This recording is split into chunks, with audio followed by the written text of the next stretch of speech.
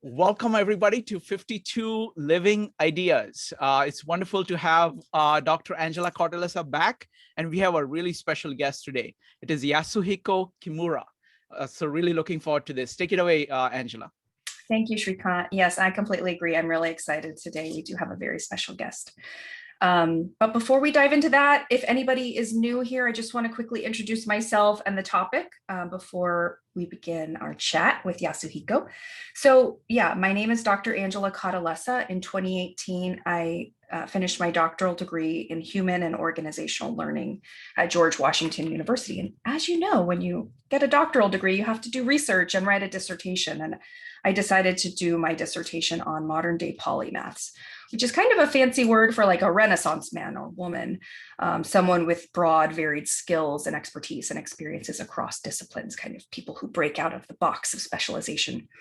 I do want to provide an official definition of polymathy as well as an introduction before we dive in. This is a definition by Robert and Michelle Root Bernstein, and I consider Bob the leading thinker on polymathy studies. And they said that polymathy is active engagement in multiple interests or endeavors, integrating vocations with avocations simultaneously or serially across the lifespan. That's a pretty good definition. I also want to add that polymathy exists on a spectrum in my view. It's not as if you must be a Leonardo da Vinci in order to consider yourself a polymathic person. And I'll say too that some people don't feel comfortable calling themselves a polymath. So, you know, if you think that the most accomplished polymaths are the polymath type people, and you're not quite as eminent, okay, then what I would encourage you to do is use it as an adjective. Say, I'm polymathic, and use it as a descriptor rather than a designation, like you've arrived finally. Okay, so those are a few things I want to mention about what polymathy is. And today, we are going to be focusing on how polymathy can be a means to explore and reveal your most authentic self, and how doing that helps you become the best possible version of yourself as you aspire towards self-actualization. And the reason Yasuhiko is here is because I really consider him, I mean, whenever I think of Yasuhiko, I think of the authentic self. And the way I know him is because we both used to live in Charlottesville. Currently, we both live in the Washington, D.C. area, but a few years back, we both lived in the Charlottesville, Virginia area. One day I was looking at a local newspaper and he was on the cover about a seminar he was going to be offering. It looked really good, so I signed up. And then I realized what a gem I had found, you know, in terms of someone with really deep thoughts. And I ended up signing up for another series of courses with him. And he's been very influential on my thinking, which led to my research and my writing on polymathy, because really and I don't want to give away too much because we're going to be diving into this further, but I really believed what Yasuhiko said, which is that one of the most important things we're here to do is to reveal our authentic selves. What could be more important than actually being your true self while you're here on planet Earth? And it occurred to me after I got out of that class and got into my doctoral program that maybe one of the ways to reveal your most authentic self is through broad experience and exposure, and deep experiences too. And his thinking has definitely impacted my research and my thinking in this field. So there's my introduction of how I know Yasuhiko. And Yasuhiko, would you please give us a little bio? Like, tell us about yourself. Tell us about what you do, what you're passionate about, what services you offer, just anything you'd like to tell us about who you are. Thank you, Angela. So my name is Yasuhiko Genku Kimura. I'm originally from Japan. And the first profession I had was a Zen Buddhist priest. As all teenagers do, I was really deeply troubled by the question of who I was and what the purpose of my life was. And 2 days before my 16th birthday, I had a kind of a cosmic epiphany. And I came to realize that the purpose of my life, human life, purpose of actually existence as such is to be. And we are ongoing being, therefore our purpose is already fulfilled. But when we begin to be ourselves, we start to become more and more of ourselves.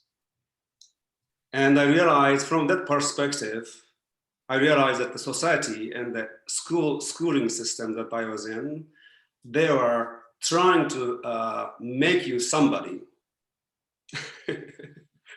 Yeah. And nobody is telling you to be who you are. And I felt the kind of being an outsider to the system, and began to seek people who share the same kind of perspective. That's when I met a few Zen masters. I had read books on Zen, including very ancient scriptures, but these Zen masters are very unique, and they really intrigued me. So I became a Zen monk, and I had monastic training, seminary training, academic training, and I became ordained Zen Buddhist priest in my early 20s. Then they sent me to India, where Shrikant is from. We may have actually met in a local cafe in Bombay, drinking chai next to each other. And my perspective expanded tremendously. I read a lot of books. That's how I kind of learned English for the second time. And I realized that ancient mode of teaching to contemporary humans are inherently limited. So after I returned to Japan, I thanked my Zen masters and Zen organizations for providing me with an excellent opportunity to study. But I left the organization. Officially, I'm still a Zen Buddhist priest. I found out my name is still there, but I'm not practicing. And I met a number of people while I was in India from US. So I decided to just visit United States. That's when I began to read more of Western philosophy. And I became extremely impressed with the founding fathers of the United States and their philosophical background. And we are talking about polymath. Virtually every one of founding father was a polymath. Most of them are autodidactic. And their philosophy is surprisingly very close to, well, originally, I think their philosophy came from Epicurus and Lucretius, and then Bruno, Spinoza, and all the way to John Locke and many other British philosophers. And some are Scottish, then came to the United States. But Spinoza's idea is very similar to Eastern mode of thinking, theologically speaking.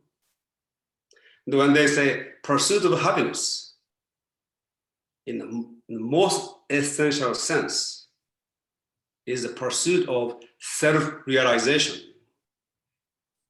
And they say basis of happiness is virtue.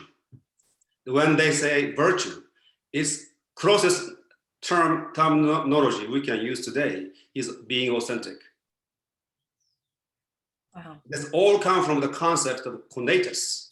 Spinoza used this term. It is the power within to make you more and more. So it is a power within ourselves to realize ourselves. So virtue is to live in accordance with conatus, which means to be authentic. And happiness is a result of that pursuit, which is self-realization. And one more thing that really impressed me is that in the East, India, China, Japan, and Korea, and all those Buddhist and Hindu cultures, we have achieved moksha, inner freedom. A society has never been free. And founding fathers with profound philosophical background and reflection and understanding not only achieved a measure of inner freedom, but they have also created a society that provide an opportunity and a guarantee for people to be free. That was very unique. So I decided to become American. And so I became a naturalized American citizen. And ever since, I have been basically teaching philosophy outside of the system, offering courses to adults in the art of thinking. And I have been consulting businesses, CEOs in the art of thinking and being authentic. Because to be authentic is an essential component of being able to think. You know, we think, but we don't think. Famous German philosopher, Martin Heidegger, said, the most thought-provoking thing in this most thought-provoking time is that we are not thinking.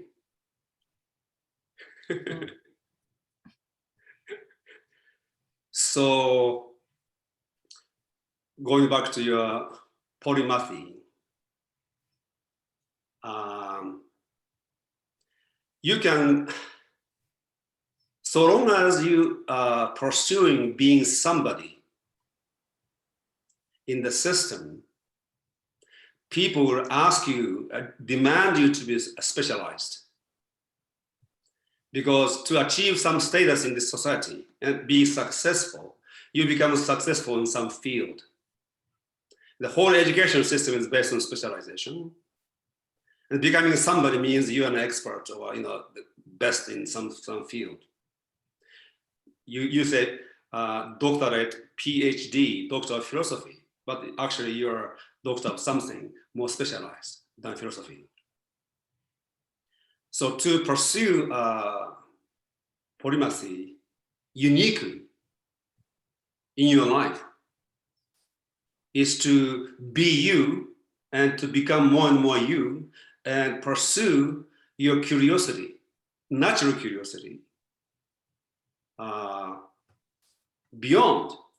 I'm not denying the necessity of having a successful career in society, but beyond. That's why the definition that you gave of the polymathy is beautiful. Mm-hmm. It is combining vocation, avocation. Yep.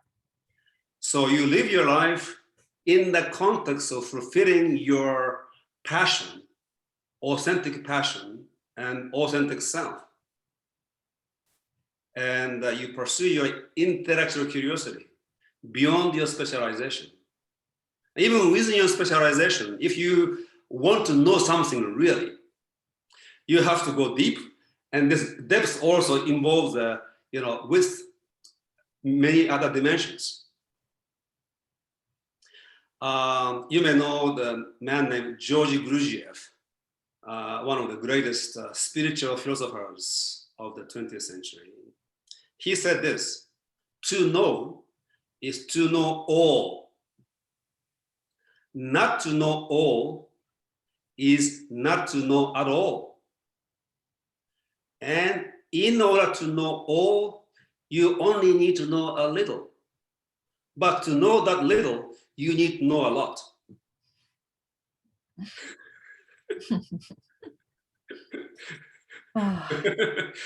That is the polymathy and spiritual specialization put together. Yeah. Yes.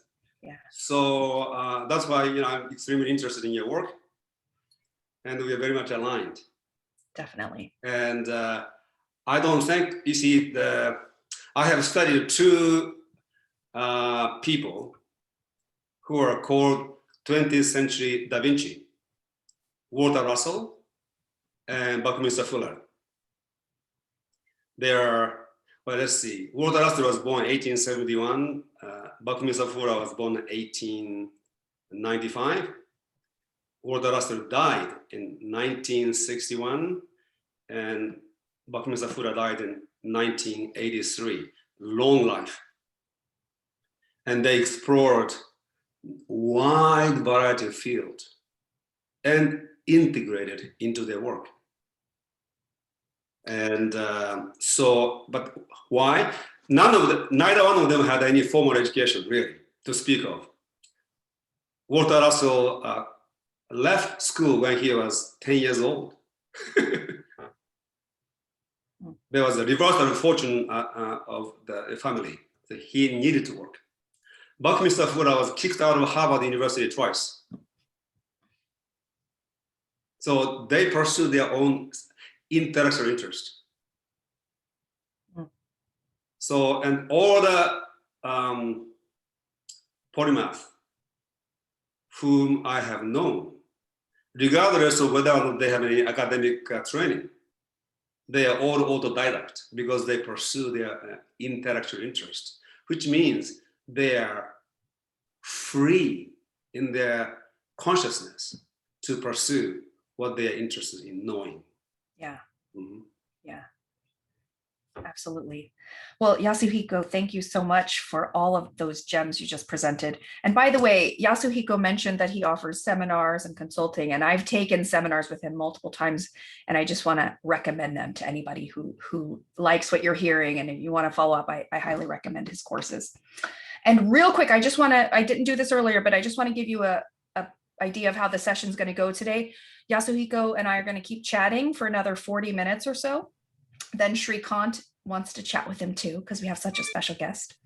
And then we're going to do Q&A. And if you want to share any takeaways, you can do so then. If we have time, we'll do breakout rooms today, but we might not have time for that. So that's how it's going to go. Okay, where should I go with my next question? Okay, Yasuhiko, as you said, we live in a time that prizes specialization, even hyper specialization. And if we follow that narrative for our lives, if we focus narrowly and don't consider the importance of breadth of experience and learning, what do you think that does to our ability to be authentic and to explore the fullness of our capacities and to reach towards specialization if we stick with the specialization approach? What's the cost? Yes. Society as a system has no interest in your authentic self. And it is interested in its own survival and thrival. And see, so we have a nature and culture.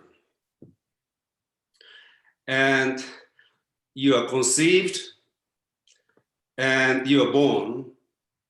There's a totally natural process. The moment you're born, you enter into a culture and society. So you become not only natural, but a cultural being. And in the natural process, when you are born, you as a hardware and operating system, while sharing with other humans the basic structure, each one has a unique design. And so your software operating system with which you are born has a uniqueness to it, which is irreplaceable by any other human being. So part of being authentic is to actually grow and evolve as this, I'm using computer analogy, hardware, software growing. But what happens is when you are born, society will actually input forcefully their own collective software. And you learn using that operating system, not your own operating system. Of course, it is used to a degree, but it is not really fully. And in one sense, it is inevitable because the first part of our growth process, we actually have to mimic, imitate.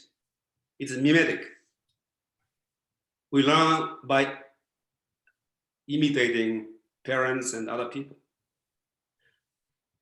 But in the process, the original software is completely disregarded. That is one of the problems we have today. So by the time you become 7 years old or 14 years old, by the time you finish university at the age of 21, 22, people become homogenized and operating on the collective, unindividualized software operating system. We call this hive mind, herd mentality,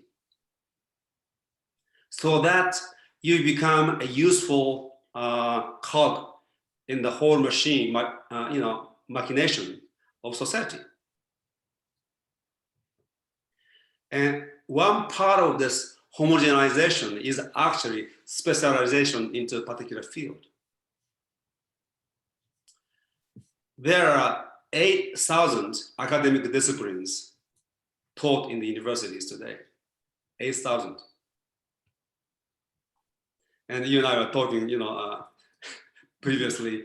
I know a person who is a medical doctor who is specialized in surgery on right hand only. So somebody needs a surgery on the left hand, the person needs another specialist. That's a heavy specialization. Yeah, that's funny. Yes. And and you see, the amount of information that we need to acquire in each specialty is so huge that most people don't have time studying anything else.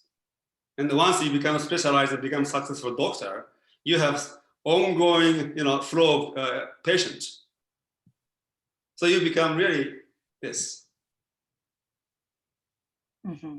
So going back, we need to go back to the law of nature and nature's God.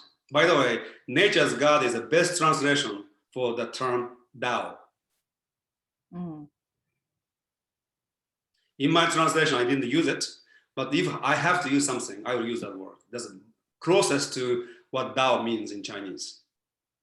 But anyway, so law of nature and the law of nature's God has been ignored. And the law of nature and the law of nature's God is disconnects the power, which Nietzsche calls will to power. It is a natural will and power of will to wanting to be yourself and evolve as yourself. And that part of ourselves has been suppressed, repressed, and eventually completely forgotten. Mm. And people think they think, but they actually run the program. In Japanese, we call to think kangaeru, kamikaeru, which means to return to the God within.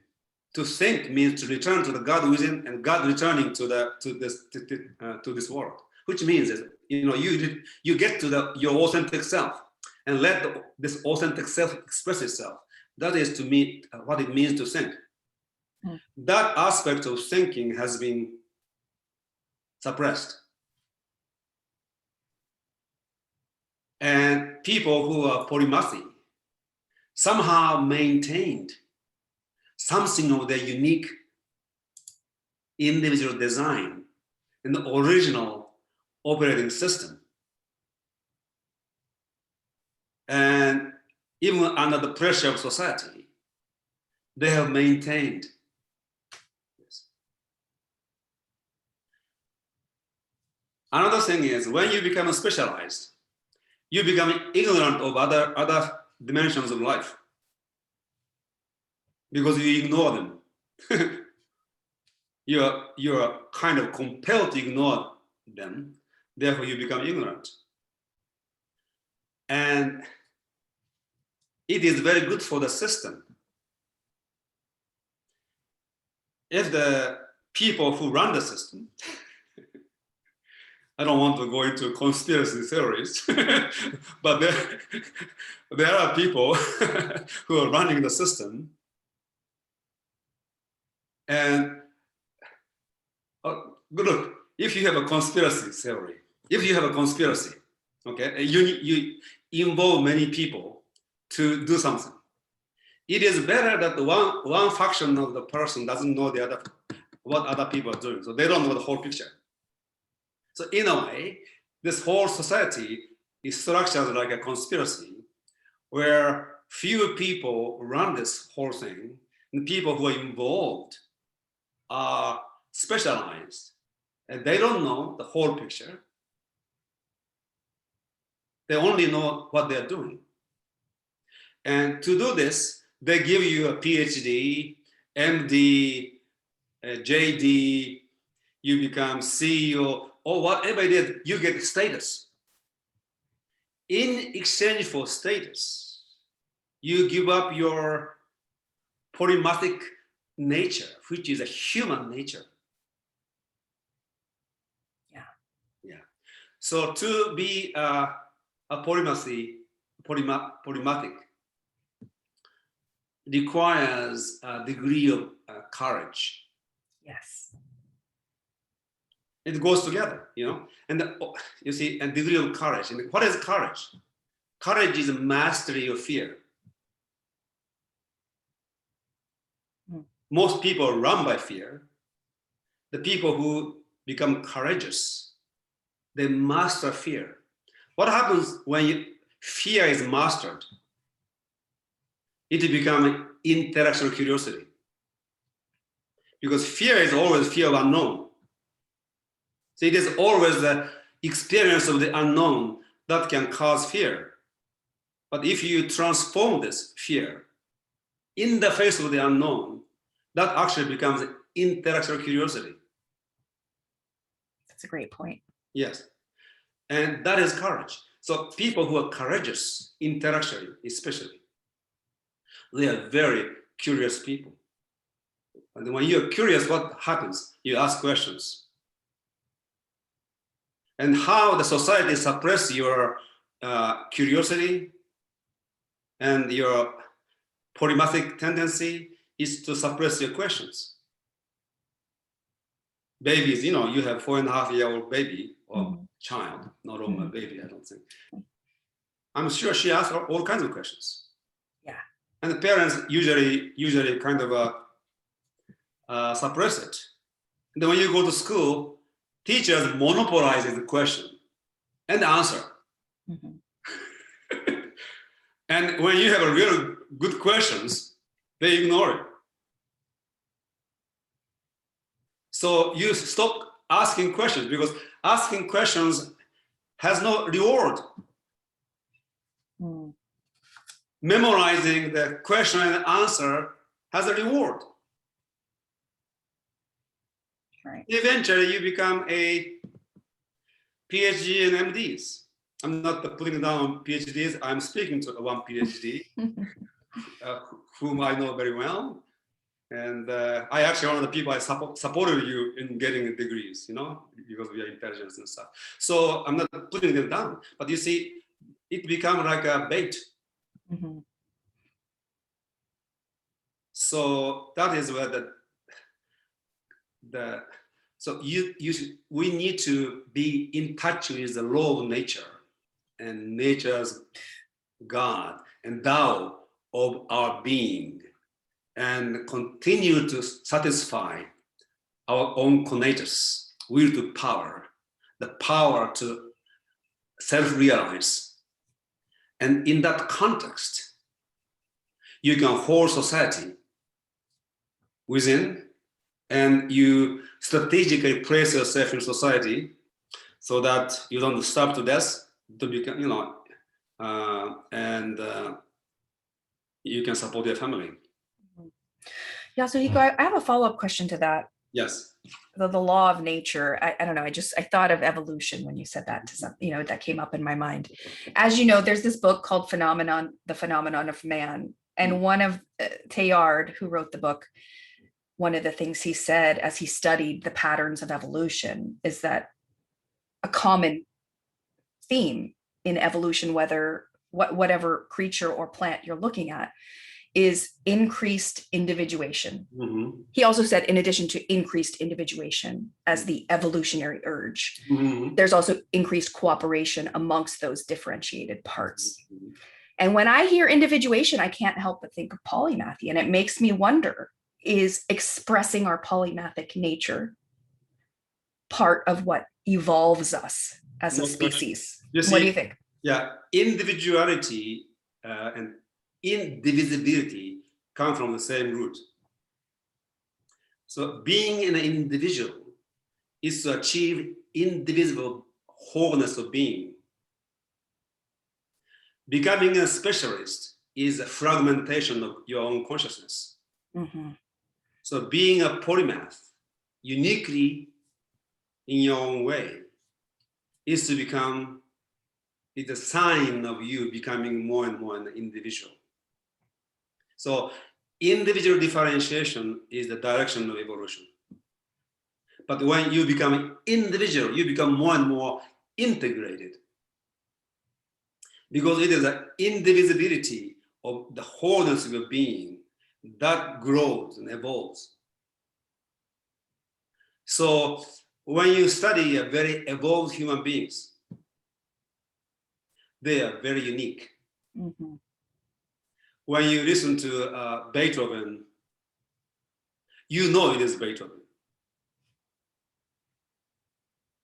In a Baroque music, they are very similar, but still when you listen to Handel, Bach, Vivaldi, for the first time even, you get the sense it is Bach, it is Handel, it is Vivaldi. And so when you listen to Beethoven, he's one of my most favorite composers. I have listened to every piece that he ever composed. Around the age of 28, he becomes Beethoven. After that, you know it is Beethoven. Until then, it can be Mozart. There's element of that element, Handel,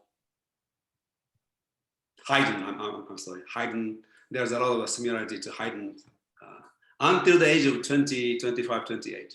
After that, it's entirely Beethoven. So he has achieved an individuation. Yeah.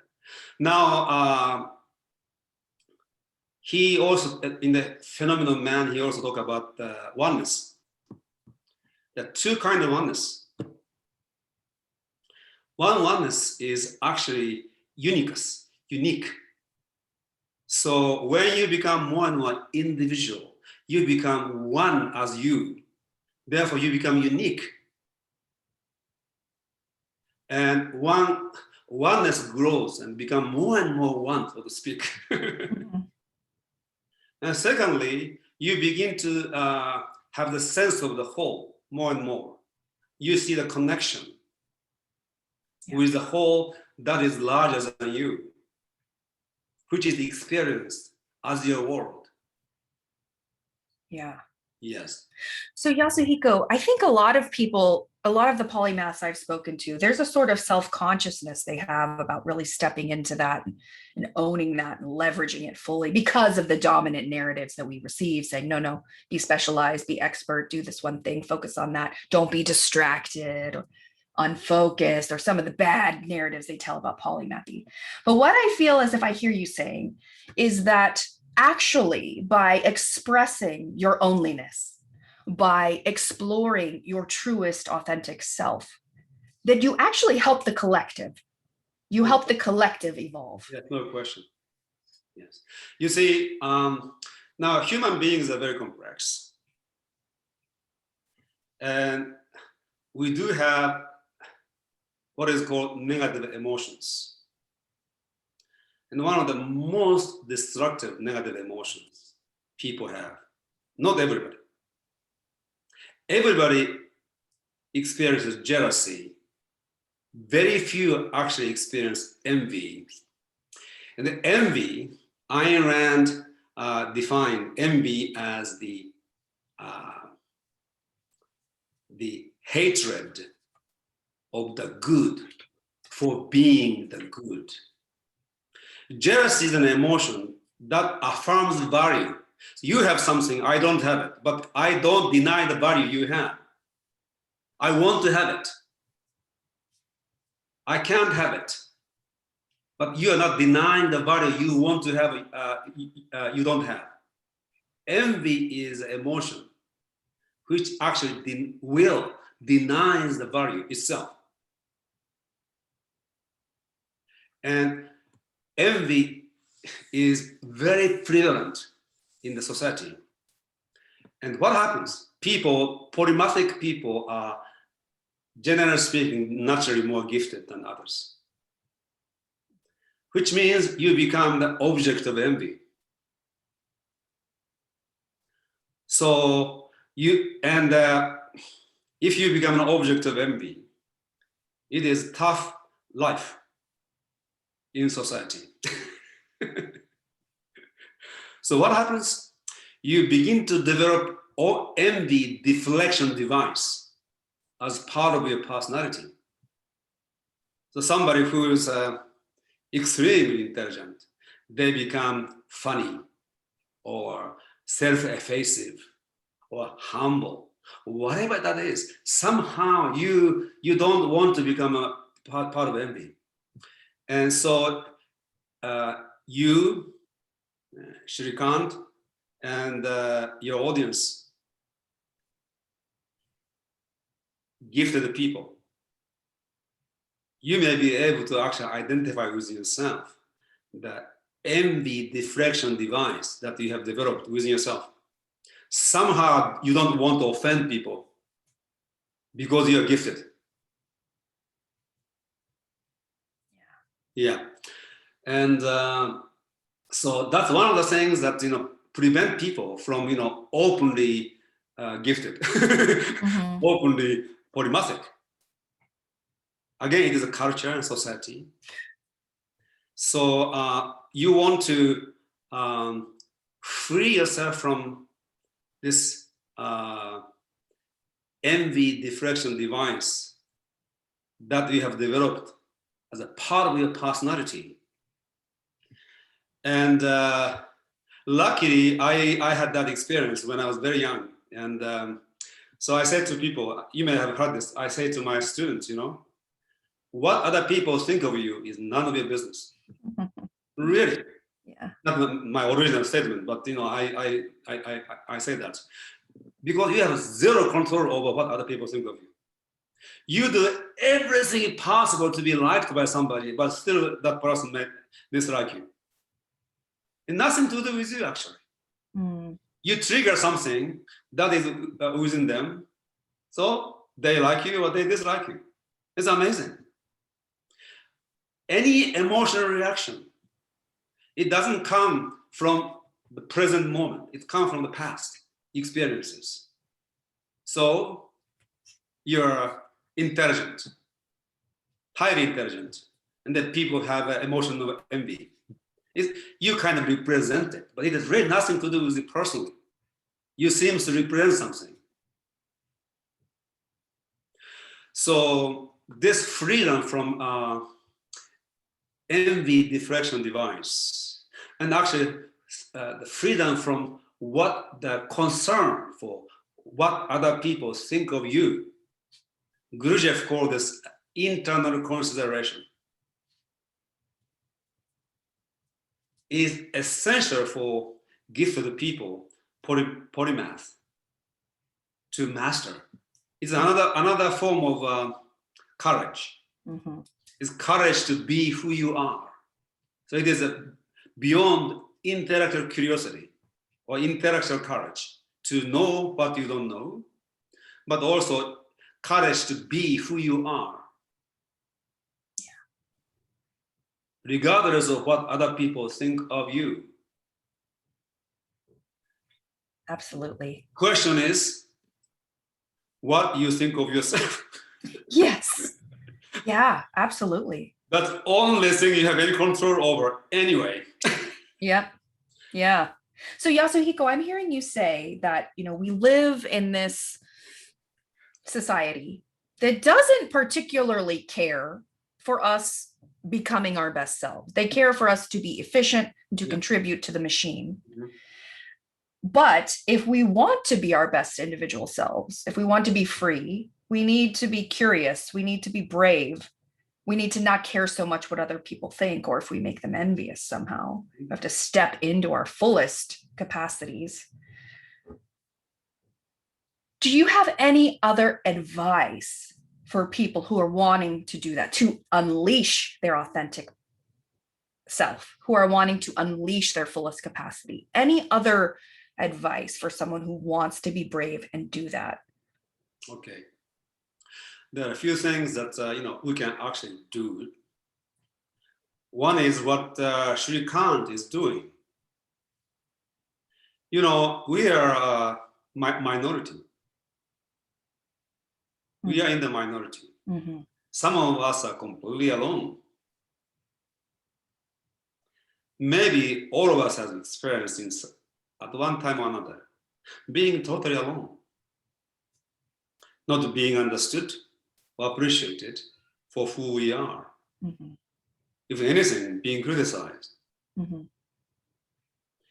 So it is, we can actually design a community together.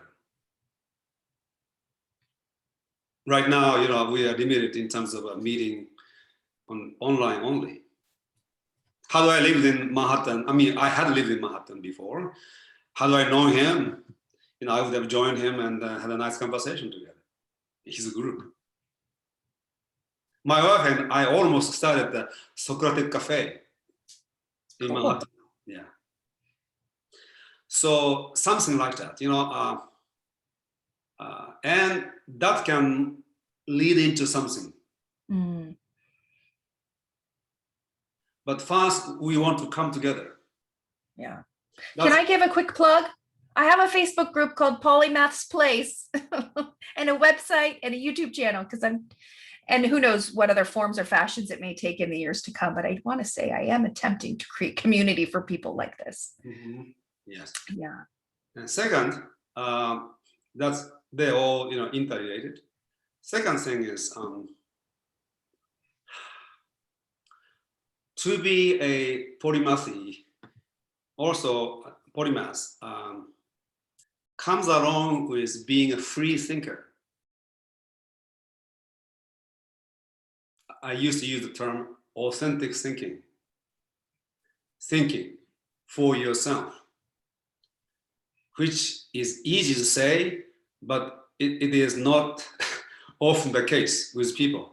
Even with very high IQ people, they are trained in some program, so they are extremely good. But do they think? They don't. Thinking in the way I'm defining it, original thinking, authentic thinking, truly original, truly authentic, and truly creative thinking is not running the program. And it is not easy. But you see, to be a polymathy and to be a free thinker, they go together. Yeah, absolutely. So when group of free thinkers come together, do you know what happens? They disagree.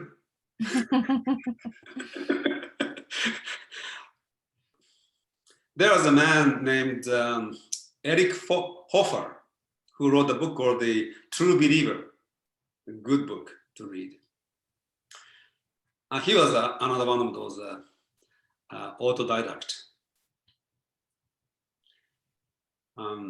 He said, disagreement is the beginning of thinking.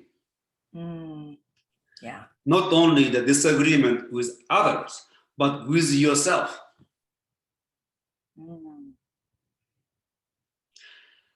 And I actually wrote a small essay called, something to do with disagreement. But you see, most people, when we look at people disagreeing, they're not really disagreeing. You see, in order for you to disagree with somebody, you need to understand the other person's point of view to begin with. Otherwise, there's no disagreement, yes? You need to understand.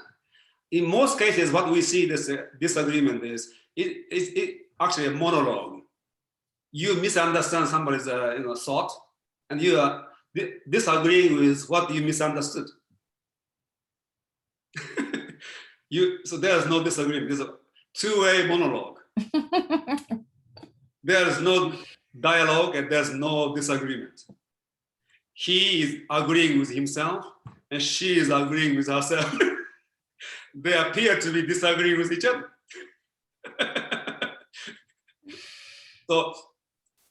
So the free thinking, polymathy, and this real disagreement. Of course, there are agreement too, but disagreement, freedom to disagree, and being able to carry on a conversation in the face of disagreement is essential. For this reason, I wrote an essay called Alignment Beyond Agreement. When your association is based on the agreement, the moment there's a disagreement, even if it's a true disagreement, that's the end of the association. Alignment, if you align in search of truth, then disagreement is an asset. Good point. An original scientific enterprise was designed in that way. Scientific method is a way of disagreeing. At least checking other person's thesis. Yes. Yeah. And so your theory has to be amenable for testing and falsification. So there's you can say, basic agreement to disagree. And they are aligned in search of truth, greater and greater truth, or better and better theory. There's no alignment there. So alignment is alignment in congruence and intention. And agreement is a congruence in opinion. And so long as you value truth and alignment, there too, over your and other people's opinions, you can create a beautiful community. Yeah. That's another thing. Also, polymathic people need to develop philosophy of life, which include cosmology, which is conducive to their own evolution as an authentic self and authentic, unique polymath. Yeah. So if you have a belief system or philosophical system which you inherited from society, which is anti-authenticity and anti-polymathy, you will have an ongoing internal conflict because you are living a philosophy which is misaligned with who you are. So in that sense, everybody needs to be a philosopher. Mm. And in that sense, curiously, in that sense, when they develop a philosophy for themselves, which is conducive to their own authentic evolution, there is an alignment or even agreement amongst people in terms of philosophy. There will be minor differences in the in the details. So going back to the founders of this country, United States. So many of those people, virtually everybody, was polymath. Biggest number of founding fathers and framers are medical doctors. They didn't have any medical school then. They learned to become doctor. After killing a few people, they learned how to not to kill them. More people still die than survive. But anyway, so there are scientists and philosophers and lawyers and statesmen. There's an enormous variety of people there. But when they look at their philosophy, they are pretty much aligned. Today, we call their philosophy as deism, which is very close to what we call pantheism.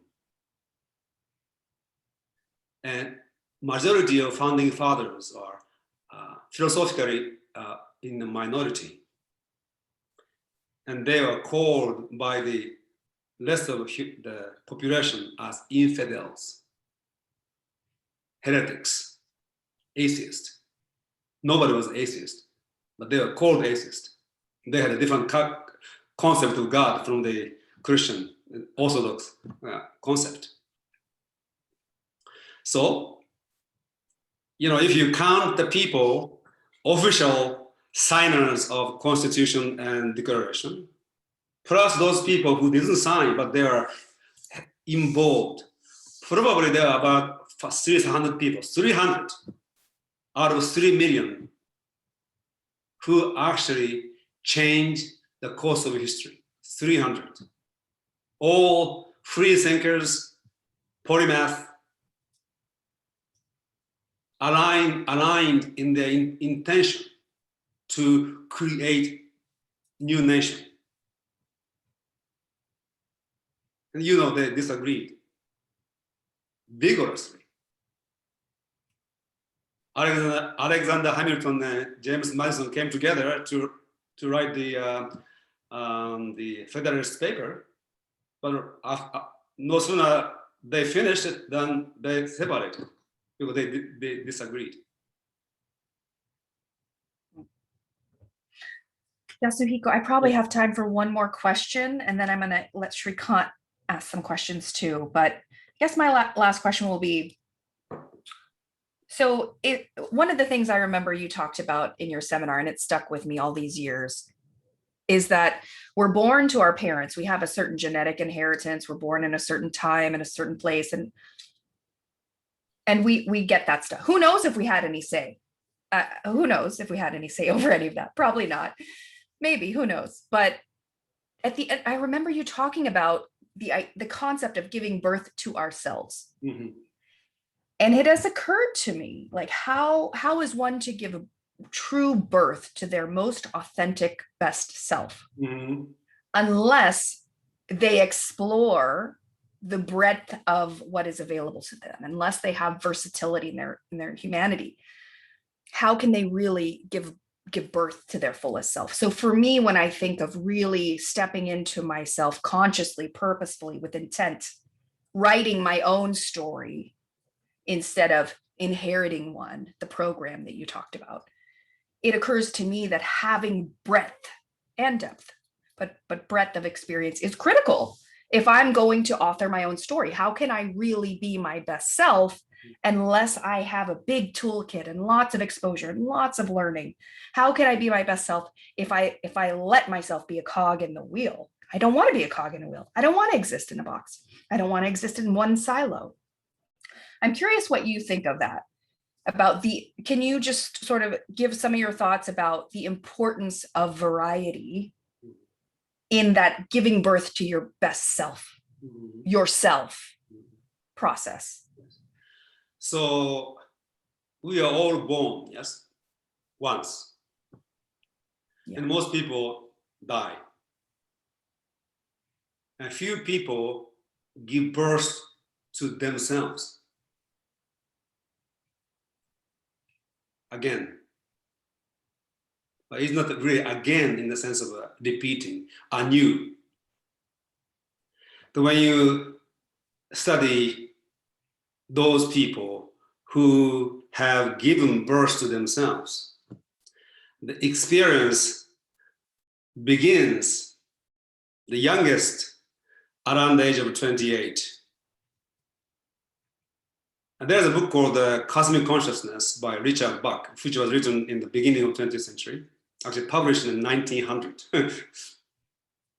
And he died a few days later. He studied many enlightened people. And he found out most of them get enlightened. Most of them give birth to themselves, rebirth to themselves around the age of 35. Well, Christ was 30 years old, maybe. Buddha was 35, and so on and so forth.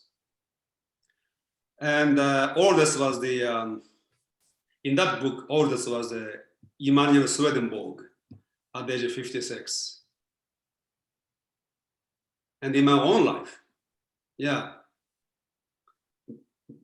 between 26 and 36, around that time, I really came to be who I am.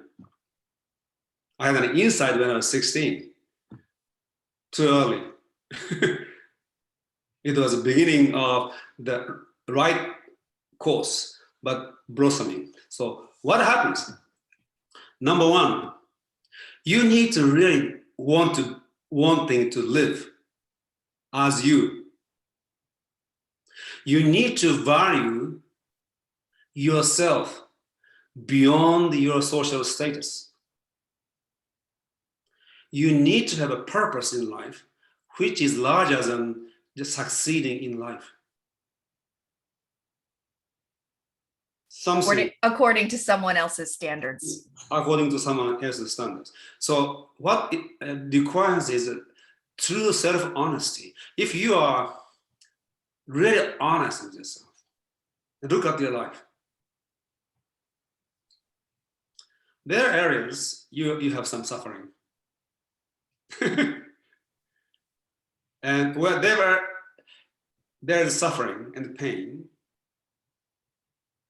I'm not talking about minor physical pain, but real like a spiritual pain, then you know there is something in you that is crying out to be acknowledged and to give them space to be. To me, in an ideal society, I don't know when,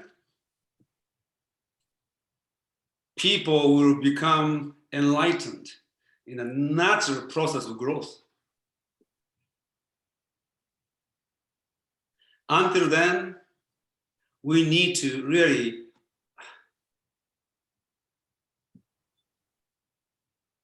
be true to oneself, be honest with oneself, and really wanting to be who we are.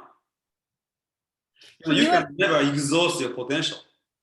If you asked, Da Vinci, did you fulfill all of your potential? And he said, no, I just scratched my surface. So potential, but you see, there's a life of fulfilling this potential, as opposed to living something else. Yeah. Yes? Yeah. It just occurred to me, I mean, I can't imagine the regret I would feel if I reached the end of my life or near the end of my life and felt like I was never really myself, or that I left things undone, unexplored, unlearned, regrets. So for me anyway, and I think for you, Yasuhiko, too, exploring one's polymathy is a way to not only reach your fullest potential, but to avoid regret. Like I lived this whole lifetime as somebody that I was a program and not even really me. What was the point of it all if it wasn't really me? Yes. Yeah. In my website, there's a number of articles, but one is called the Seek the Question or something like that titled. And you see, people always seeking for answers. No, you need to pay attention to questions that you're actually asking. That is a pathway to your authentic self. Really. There's something you are asking, and you begin to live your life as a quest. Yes. Evolutionary quest. I love that. And one of my Facebook quotes says, smartest person on the planet is the person who has the most number of questions. Yeah. We value too much of those people who have answers. No, we want to really seek good questions, authentic questions that's coming from within. And some questions you may never be able to answer. Really. I have a few questions in life that I haven't answered yet. You still have a lot of time left, Yasuhiko. I know you're going to live to be at least 100 and to contribute and make lots of contributions in this planet. So you have plenty of time to learn. Thank you very much. Maybe I can answer a question. Oh gosh, there have been so many gems that you have stated here, folks, that you're watching this live or on the replay. I hope you've gotten as much out of this as I have. We've already been going for an hour, so I want to be sensitive to that. Shrikant, I know you would like to ask some questions of Yasuhiko. So I'm going to hand it over to you. Wonderful. Yes, please. Thank you. Thank you, Angela, for bringing Yasuhiko here. And Yasuhiko, this is just incredible pleasure and incredible honor. Thank you. And so I have 10 things I want to talk to you about it. I don't think we can go through all of them, but I want to list all the 10 things I want to talk to you and then pick, I think, two, at most two, that I want to actually talk about, because I want to give chance for, there are some incredible people here, and I want to give chance for them to ask you questions as well. Okay, so the 10 things in the reverse order. Okay, I want to talk about the philosophy of our group and how we have managed to bridge kind of individuality and learning from each other together, and manage to do this regardless of disagreement, how we've done that. I want to talk a little bit about that. Second, I like your quote that everybody is a philosopher, and the idea of kind of that you have to kind of reborn, kind of rebirth yourself in order to proceed. That was the second one. Third one is, again, connected with that, is courage to be yourself. It's very simple saying, you just have to have courage to be yourself. It's a very profound point. I want to talk to you about Beethoven. Beethoven, yes. He's one of my favorites. And I think he epitomizes how you can take something like music to a completely new level. One human being can do that. I want to pursue on Buckminster Fuller. We've spent a number of meetups. We have done 10 different meetups on Buckminster Fuller. We've got the person who is the head of the Synergetic Society lecturing here. So Buckminster Fuller is one of my favorites. He also talks about, don't keep track. Like he talks about education as not saying what did you get right, but how many times you figured out that you were wrong and corrected it, and grading yourself on that. So that's one thing I want to talk about. Next one is about founding fathers and the idea of a pluribus unum, that one out of many. How did they manage to do that? Because people sweep under the rug the differences, but it is the kind of commonality of purpose. What thoughtfulness with commonality of purpose can bridge in the most difficult situation. I think it's a great example of that. I'm a big fan of Spinoza. So I want to talk about the pantheist approach, how on one hand it is atheist. He was called atheist. On the other hand, people call him the most God intoxicated philosopher, how it is true at the same time. And that's kind of the base for founding fathers as well. And I want to talk about Carl Jung and his idea of self and individuation. So these are the few things that came out from you. So but I don't want to talk about all of them because I want to give chance for other people to ask you questions, but I hope to continue the conversation. I want to start with the group because actually when I started the group, I struggled with this. I live in New York and we run a public group in a public space. Anybody can show up. I'm interested in deep conversation, real deep conversation, authentic conversation. So what the phrase I used was, because I had to explain to everybody who showed up what we were doing. And I called it joint exploration of the world, ourselves, and ideas. Mm-hmm. So it's a joint exploration. You are doing the exploration yourself as a sacred individual pursuit. I'm doing the same thing. This other person is doing the same thing. We are getting together so we can do this more jointly because we can learn from each other. We can learn. So it's along the same lines that you were thinking, that you've been talking about. And it has worked beautifully. Because on one hand, we have people who are Republicans and Democrats. We have people who are religious people, atheist people.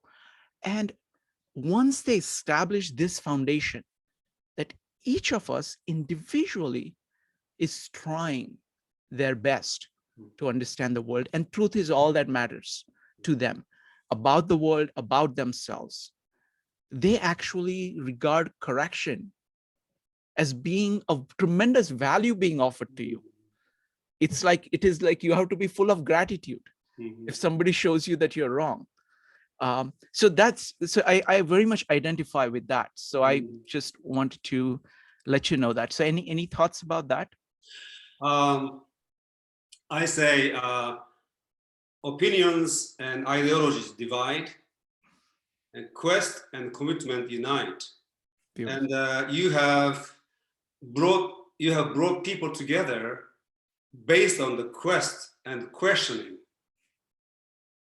And so long as we stay in that, yes, we will individually and collectively evolve. And beautiful, beautiful. Something that you have accomplished. That's amazing. Yeah, thank you. And so that's it. It speaks exactly to, because I've been going through your website, trying to understand everything, because it's a very powerful kind of range of thought. It's very unusual because it spans kind of Japanese, Chinese, Indian, and the Western tradition. And you have kind of deep insights across the board. You talked about envy, you talked about the idea that we are not thinking, what exactly is thinking? So at so many different levels, right? Yeah. You're breaking new ground. So it's fantastic. So I want to talk just maybe about one thing. Let me just see what the time is, because I want to make sure I'm very cognizant of the fact that I have to give time to people. I want to talk to you about Beethoven, but I will keep that for the end. That will be a good finale. You see, I'm very much, I'm very much aware about the pace of it. Just like in the Beethoven Symphony, right? Let me just say one thing here. My favorite symphony by Beethoven. I love Beethoven. It's Fifth Symphony. And Fifth Symphony, I listened to it so many times that I can sing. At one point, I could sing the whole thing. Not all the instruments, but all the main line I could sing. Okay. And that actually gives you a blueprint of what a struggle is. Like, for example, at 16, right? You said no to what was around you. So that is that state. ba ba ba bum. It's like, I will do that. You don't know exactly how will you do it at that point, right? It is a hymn. It is a declaration of saying, this I need to do. And then the second symphony is all about the trouble that you're going to, second movement is all kinds of trouble that you're going to face. But what about this? But what about this? And how will this happen? And all the things come together. In third movement, you start to move up, but you start moving up and then you fall down again. You start moving up. Oh, that looks like it's really going to work. But no, it did not work. So there is this struggle. Okay, so you have to go through, you firstly have to have a direction of saying, I will do that. You're going to, as Carl Jung says, through in the filth, it will be found. You have to go through a dark period because you have to face all the things that people refuse to face to go beyond that. And then the progress is always kind of, some progress, some back. And then you have the finale. Now, finale, where it's triumphant finale, but the most important point is the one you made, is that after that, Beethoven is Beethoven. Yes, there are struggles, but you kind of have your philosophy worked out. You have a lot to learn, and you always have a lot to learn, but there is Beethoven at the end of that. So I just wanted to, go ahead. My most favorite is number 7. Yes. But we'll talk about that some other time. Absolutely. Wonderful. So this has been incredible honor, and I hope to talk to you about all the other points at another time, but let me give a chance for people to ask questions. So folks, rules we have are the same as always. Yasuhiko, these 4 rules I've had for 5 years. They work beautifully. Number 1, you have to raise your hand in Zoom or type an exclamation mark in chat in order to speak. Number 2, keep on topic. Number 3, be brief. There's a lot of people who have incredible amount of things to say, incredible questions. Focus on questions this time. And 4th, most importantly, speak your mind. Feel free to disagree with anybody on anything and do so courteously. All right, so those are the rules. So we're going to start with Laura, Tom, give me just a second. It's going to be Laura, Tom, Jean, and Barry. Laura, what's your question? Let me close the curtain here. Oh, sure. Take your time. Looks like Laura is not there. Next up is Tom. Tom, go ahead. Okay, but Yasuhiko, thank you. Hello. I have had time to review your website and your ideas, so I'm very interested. My question, you are clearly about aligning people, their visions, and you're worried that people don't have good enough vision and objectives. This is an area that interests me greatly. I believe that visions and objectives should be quantified or at least completely clear and unambiguous. Do you have any remarks on that? We can talk about alignment in many different levels. I do have a consulting program called Alignment Beyond Agreement that I do in the companies.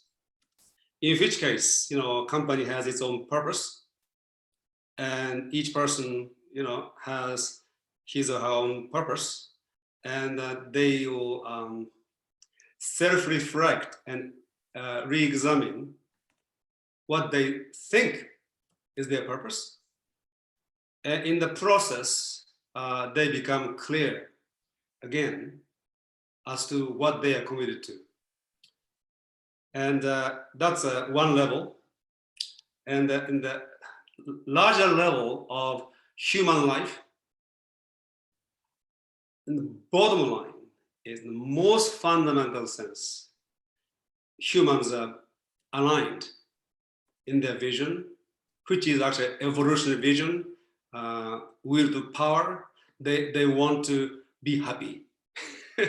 So the process of this alignment beyond agreement, as you said so clearly, it involves a self-reflection, self-examination, and articulation and clarity as to what it is that one is actually committed to, vision, a mission, and it is a very important process. Most people don't know. They think they know, they don't know. So it is a examination process. What do philosophers do? They actually examine the assumptions. They think about thinking. So that's, I don't know. So I do agree with you. It's completely. It is extremely important to become clear, and what people think their visions are not necessarily authentic, true vision that they have. Usually, it is something that was given to them by their family and society. Yes. Thank you. Next up is I'm Laura. ready. Laura, go ahead. What's your Okay. question? Do you have a rubric for evaluating these so that so that you determine what kind of things you have to determine their difference, their similarities, their worthiness, or whatever? I don't know if I understand your question clearly. Evaluating what? I'm not getting the word in my mouth right now. That's fine. Laura, why don't you write down the question and you can ask again, okay? And Next up is going to be Jean, Barry, Kevin, and Sarika. Jean. Yeah, so from my personal experience, I really see how school is not really teaching kids to be individualized. And actually my younger son, who is more, they call it spirit kids. I'm reading a book called Spirit Kids. He's very sensitive, have his own idea, and make it very hard to go through the public school system. And actually I realized, to any society, it's not benefit for society to have critical thinker. And I think that education should teach kids critical thinking, problem solving. But I realize if everybody have independent thinking, then it's much harder to manage. So it seems the public school is teaching the follower. Maybe private school, they're trying to foster leaders. So it's like what do we do with this system, especially with union control the education, is even harder to do any reform. So just wonder in this dilemma, with the parents who really, especially have kids who's more individualized, what do you do with them? Besides homeschool, I don't really have the energy to do it. So I have to put them in private school for now, but it's like, what we do is like, we have to counter the system to help our kids preserve their individuality. It's such a hard work. I have to constant meeting with the teacher and try to, fight back, to give them a voice, to preserve their difference. They want every kids, following be the same. It's such a hard job as a parent. You see, the existing public education system was established in the beginning of the 20th century with an intention to collectivize people, children. And so they have been extremely successful in doing that. Now, to change this, that's a huge challenge. And in my view, where you can start is where you are. And each parents need to take upon their kids' education on their hands.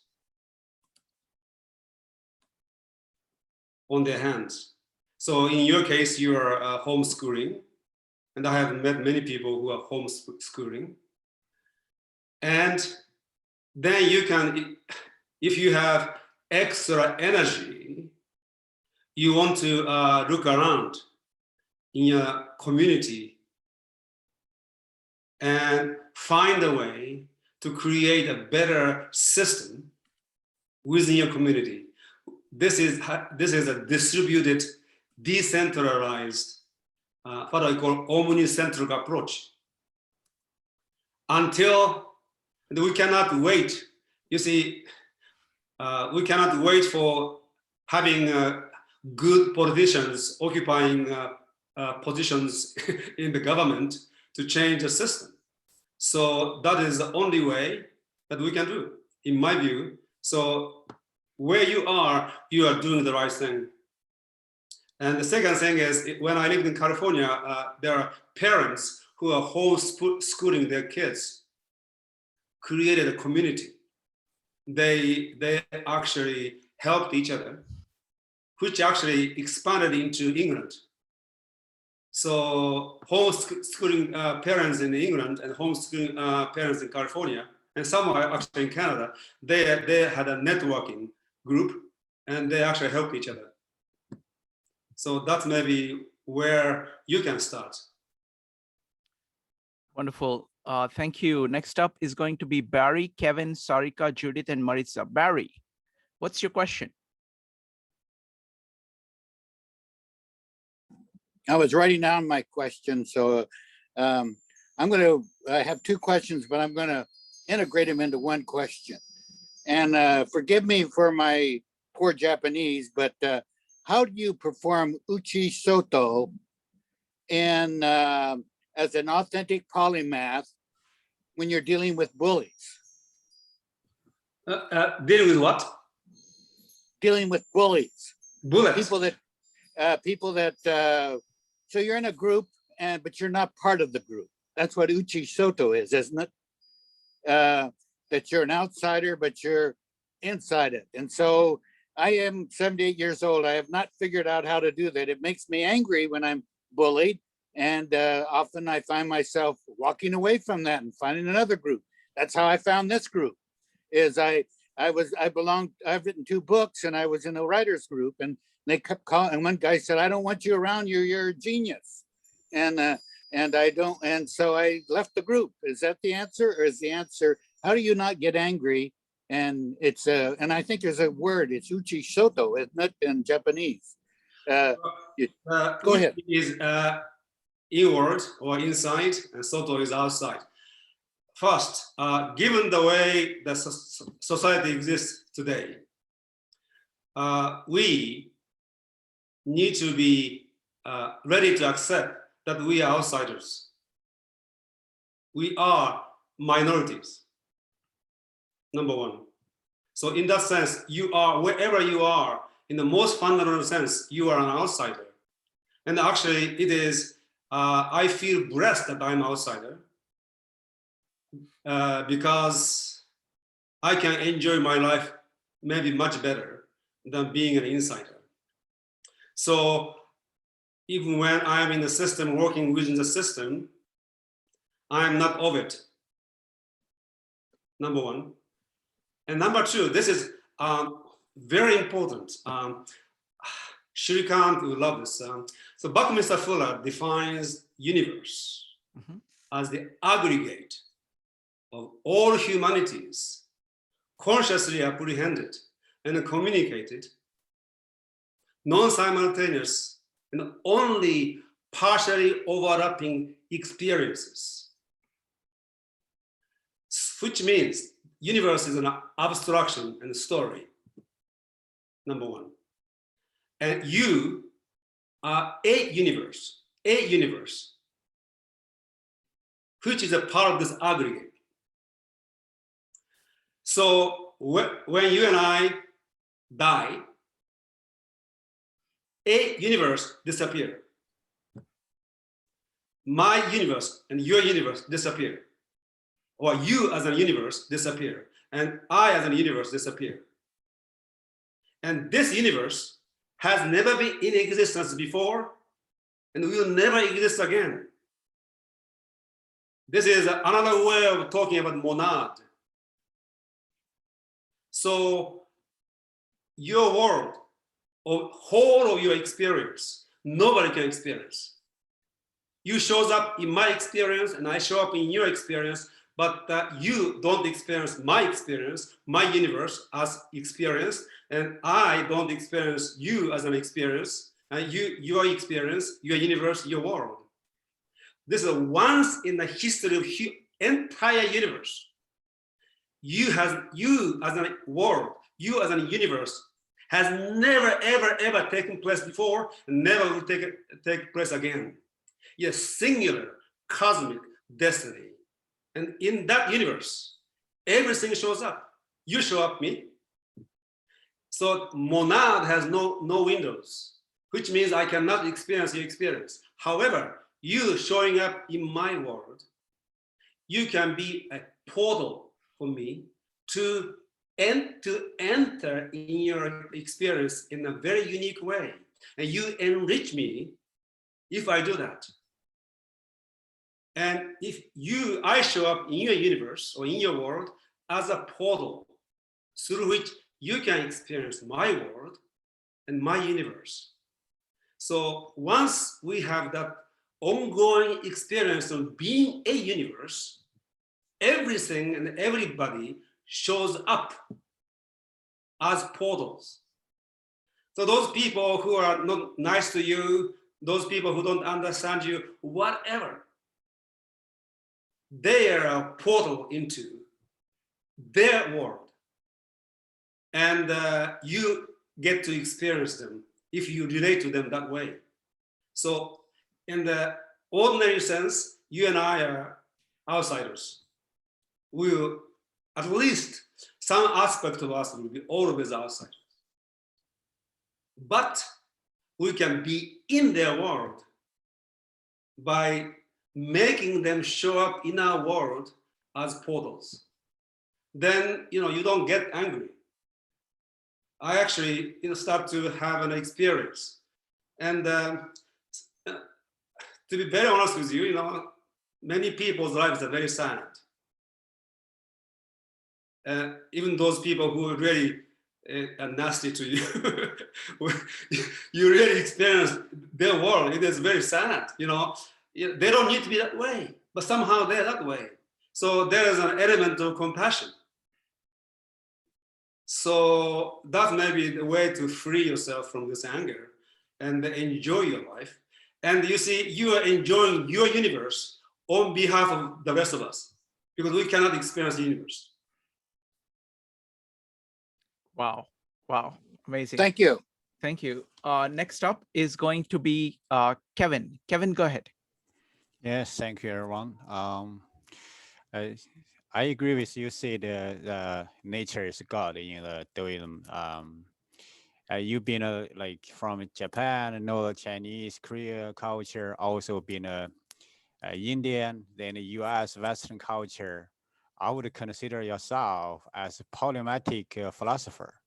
So might come up two questions. What's a culture shock from you, from culture to culture, and different philosopher perspective? Another, did you find anything in common in philosophy? The last one is yourself. I'm curious about what question you haven't answered. Would you share one or two? Thank you.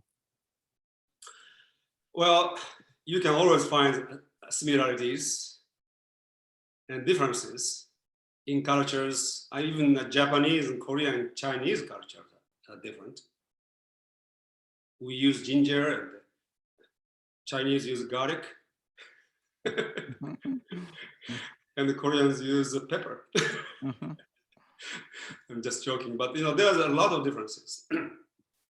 And to me, how can I say this?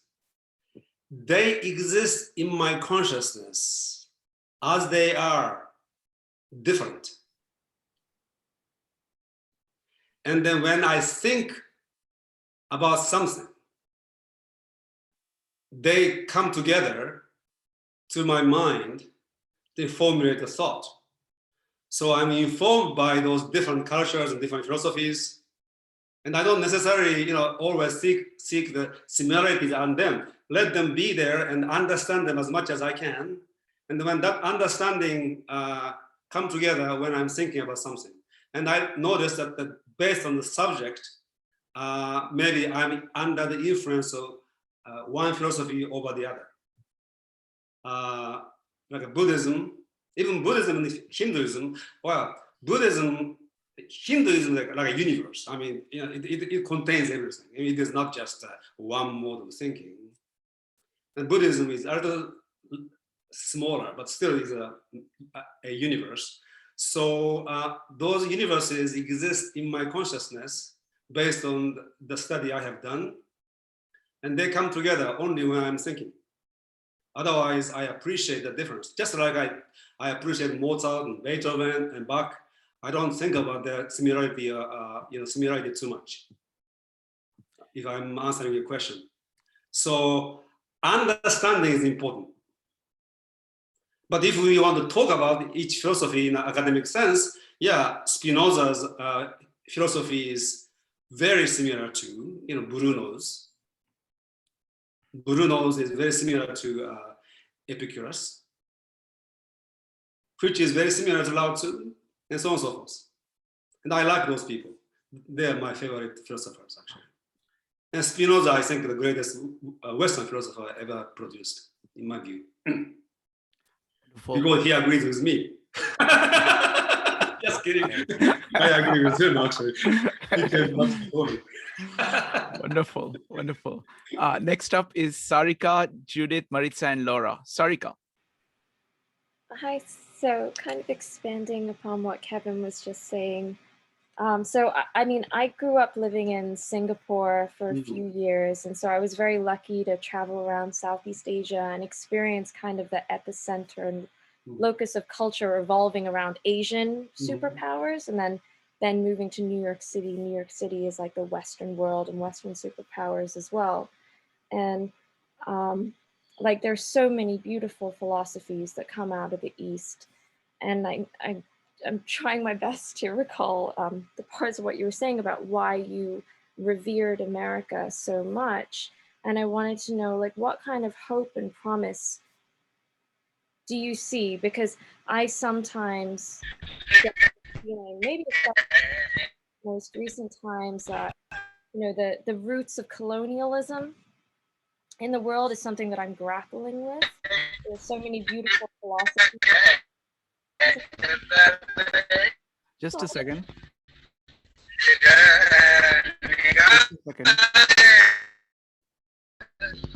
Sorry. Just a second. Okay. Sorry about that. There was somebody who had not unmuted his thing. Go ahead, Sarika. Okay, I don't know what happened to Sarika. Let's go ahead and give me a second. Okay, let's go to the next person. Next is Judith. Hi, yeah, I just wanted to just weigh in a little bit on that outsider thing, the being the outsider and the idea that we're all outsiders because we each have a unique experience. We're a universe in ourselves. I love the way you said that.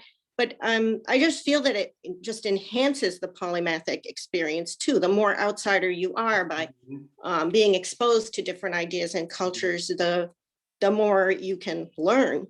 So thinking about that too, with the homeschooling network that you were talking about, I think that, if in the future we had a kind of an education system where we did have students being exposed to other students who live in different ways, in different,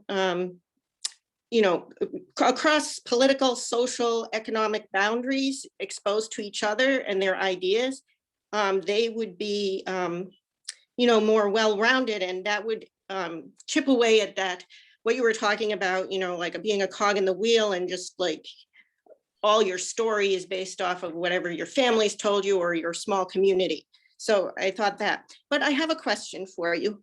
You were talking about, and I wish you would expand, giving birth to your best self, and that it usually happens at the age of 26, 36 for yourself, 35 for others. And, some of us are over 60 here.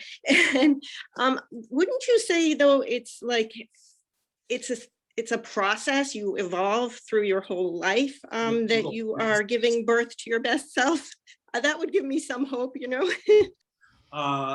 Of course, it is a process, and it is not the best self. It is a authentic self, which is not the culturally conditioned mimetic self, but it is your innate uniqueness blossoming as itself, and it is a process. But some people never really has the beginning. People born and then just go being fully conditioned and programmed by the culture and never have an opportunity to give themselves an opportunity to actually beget themselves, to give birth to themselves, and begin a journey of evolving as an authentic self beyond this culturally conditioned self. And once that happens, it is of course process. We can start that process anytime, all the way to the end of our lives. There's no end to this. Can I add something as well regarding this conversation around outsiders?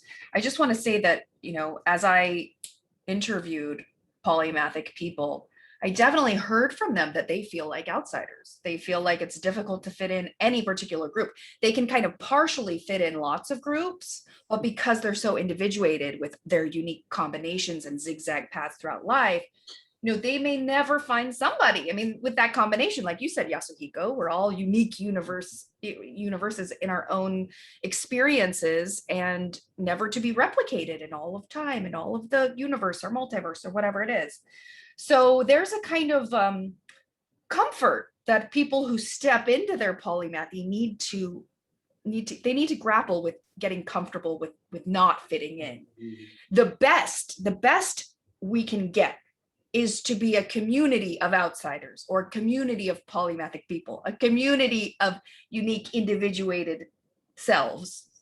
And for that to be the commonality, that our commonality is our uniqueness on our individual journeys, and we can sort of be together, brave, facing that in a very free sort of self-expressing way.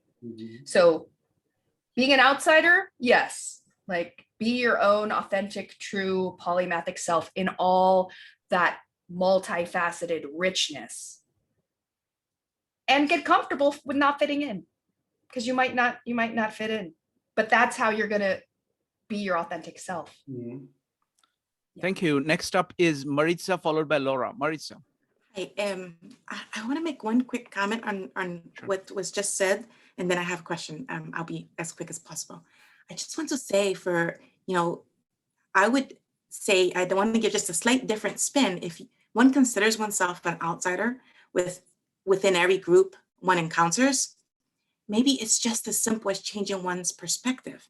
The freedom of not feeling like this is my group allows you to hop around, and you get the enrichment of momentarily being a part of several wildly diverse groups. Like, I find that if one is an outsider, one is more qualified, as it were, to float.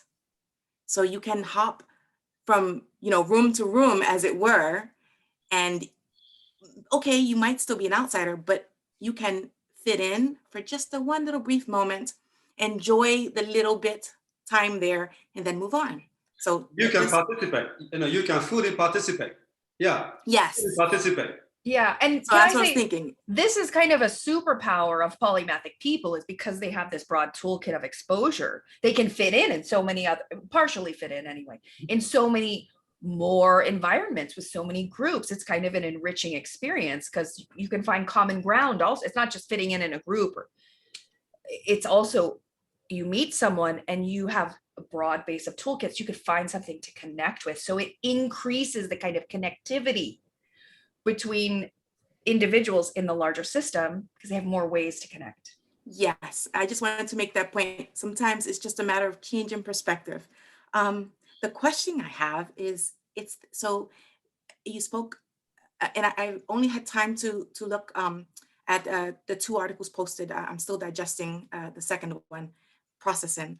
A question about these concepts of, so the understanding versus knowledge. So I often, when I'm trying to have a very serious discussion with someone, I like to separate the 2 terms, because I feel like, especially ever increasingly in today's world, we get a little lost with knowledge, and we may fail to realize that what we're doing is just collecting knowledge as opposed to seeking understanding.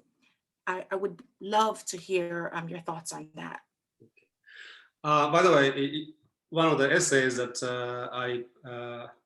Angela and Shrikant posted, the technology, art, and science of Homo Deus. I use the word ecstatics as a new terminology for outsiders. I like that one better than outsiders, you know, ecstatics. Stand out. Anyway, we use language, you know, in a different context. And sometimes we may use the word knowledge in the way that we are using understanding. So having said that, if we want to differentiate two, you know the rules. Turn left, you know, when traffic rules. When you have you play games, you have rules. You have a knowledge of the rules. Chess rules. You understand principles that underline rules. And principles are universal. And rules are an application in particular situations of those principles. And understanding the principles requires something more than knowing rules. And today in the education system, one of the specializations downfall is that they know a lot of rules without understanding principles. You know, I don't know if Angela was there, but you know, oftentimes I ask people questions, you know, simple question. It is 2 o'clock in the morning. You are driving alone, nobody on the street, and you come to the stoplight, red, which is long red light. You look left, nobody. You right, nobody. You are sure nobody will come. In the 1 second, you are driving to the other end of the street. Would you cross the red light? My answer will be yes. Because the principle of driving is safety. And those rules of red and green are designed to, you know, design so that people can maintain that principle. So you may disagree with me, you know, if I know there is a police camera there, I will change my answer. But anyway, so there's a fundamental difference between principle and then rules. And to me, one way of differentiating between knowledge and understanding is we understand principles and we know rules. Wonderful. Next up is Laura. Laura, do you have your question? I have a question now. Go ahead. Okay, bear with me a minute. Okay, it seems to me from what my experience has been with not polymaths per se, but monologues, people who are educated in a discipline, people who are PhD level functioning people. I hate to say, but definitely feel somewhat superior to people who do not have such a level of education. And okay, so these people naturally probably fall into the, I know they fall into the family of polymaths. So that group, in my opinion, becomes what would be considered an elite group among, to differentiate among other people. So you have this group of elites, you know, and I've seen that these people are socially not very competent, you know. So when you talk about, you know, groups of people not being able to talk to each other, they don't do well socially. So, you know, that integration of different groups, I'm not sure how well that goes. So what you have in society then is this group of people, how well are they going to, I mean, then it becomes an elite group that doesn't interact necessarily among themselves well, but how are they going to interact with those who are not polymaths? So then we're back to the situation that we have currently of elites and non-elites. And, you know, it creates, you know, a situation where we have partisan, non-partisan. So we're wrapped up in our current politic right now. So how do you avoid that? Excellent question, Laura. Okay, I finally got my question. Excellent. Well, that's why in the beginning I said there are two different ways of pursuing being a polymath. Pursuing being somebody, and pursuing being who you are. And those people who have become polymaths by pursuing being who they are, they don't feel superior or inferior to other people. They have ceased to compare themselves with other humans because singularities cannot be compared. So those people will not be an elite in the way that you described. So that will be my answer. Beyond that, what is going to happen if so many people pursue this path? Probably society will get better and human consciousness will start to evolve more. So that's maybe my response. So the kind of a polymath network, a community that Shrikant and Angela are creating doesn't seems to be the kind of a elite seeking group. And that's why I think it's wonderful. But I understand absolutely, that can happen. So it is where we come from. Excellent. Yeah, Thank one you. of the things, can I just say too, one of the things I'm trying to do anyway, is to make polymathy more accessible, to make being polymathic for everybody, rather than only for the elite or the creative eminent geniuses.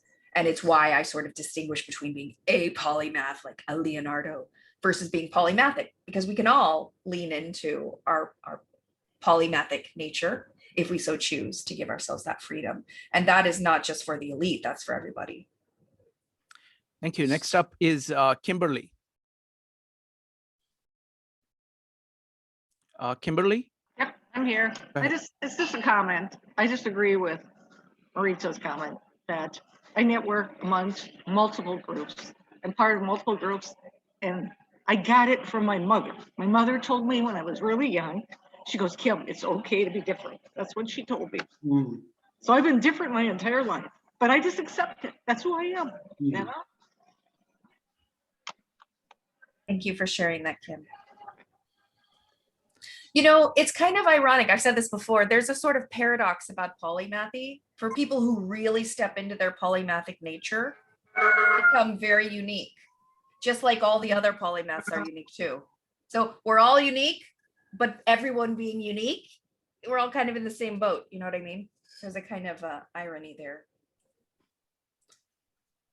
Wonderful. All right. So I want to pursue on one thing by Buckminster Fuller. We have a couple of minutes. If nobody has a question, I'm going to go ahead and ask. One of the insights that Buckminster Fuller's, which I really love, Yasuhiko, is thinking of children. That, for a child, being polymathic is natural. See, I don't think of it as being polymathic. I simply think of it as being human. I simply think of it as being, what else? Like a child is just interested in the world. And whatever it sees, it's interested in. And that's how you should be. So in that sense, kind of saying, okay, just focus on this is a social construct that you don't have to buy. It's only if you buy that, then even polymathic is an issue. It's like, what do you think? Yes. I derive inspiration from children on this. Go ahead. You remember Buckminster Fuller's famous statement, every child is born genius. Exactly. And the society de-geniusizes them. Yes, school does that. And to a degree, it is by design. The system doesn't want geniuses who think independently, critically. So, and he wrote a book in 1960s, I think, Education Automation.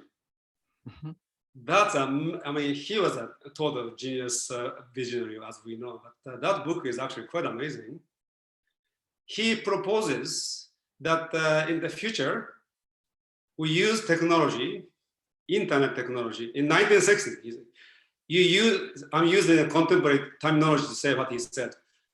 Basically, you study at home, whatever it is that you want to study, following the one's curiosity, using internet at home. So everybody can study at his or her pace and based on his or her interest. Then use school for socialization. So study alone and socialize together. And with this internet culture, I think that has lots of promise. And it is not contradictory to homeschooling ideas and having a common ground where kids can come together and play. So in a way, this COVID lockdown situation has created necessity. At the same time, it can be a forerunner for the future. This particular situation is not very good for kids. But if we start to mix this individualized study and networking of children and parents and using school for socializing, playing together, we may have a different kind of educational system. Very interesting. I mean, one of the things that I find is I think that being an immigrant has been a tremendous blessing for me. Yes, me too. What happens is that in India, right, wherever when I grew up there, everybody around me took all kinds of ideas about how you should be for granted. And everybody said, oh, this is what is normal. I come to America, there are also people think the same way, but what they consider to be normal is completely different. Right? So you realize that you have a choice, that it is apparent to you because you have this culture and you have this culture, and then you have a choice of saying, what is my culture? Or what is right for me? What do I think is right? Yes. And you develop that mentality. You bring that to everything. And I think you have lived in more cultures than I have. So I think that's a very powerful thing of being open to different experiences, different. But also, when you listen to Western classical music and the Indian classical music, they are two different cultures. So you may be living in one place, but you are experiencing a different culture. So we continue today, we can really integrate many different cultures without ever leaving your home. Absolutely, absolutely. And also the food. Oh, yes.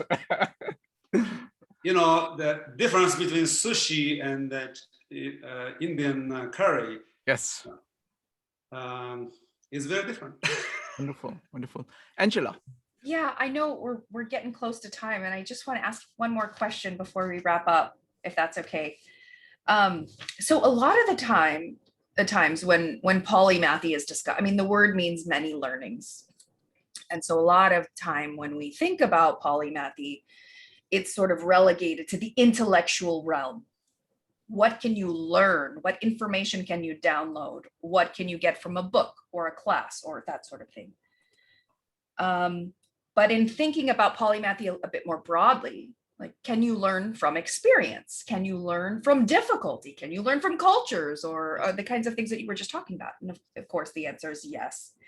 And so I'm wondering, Yasuhiko, as sort of a final thought, and also thinking about the importance of finding and exploring and revealing your authentic self and living a good life, kind of trying to achieve the life mastery or self-actualization, or at least headed in that direction.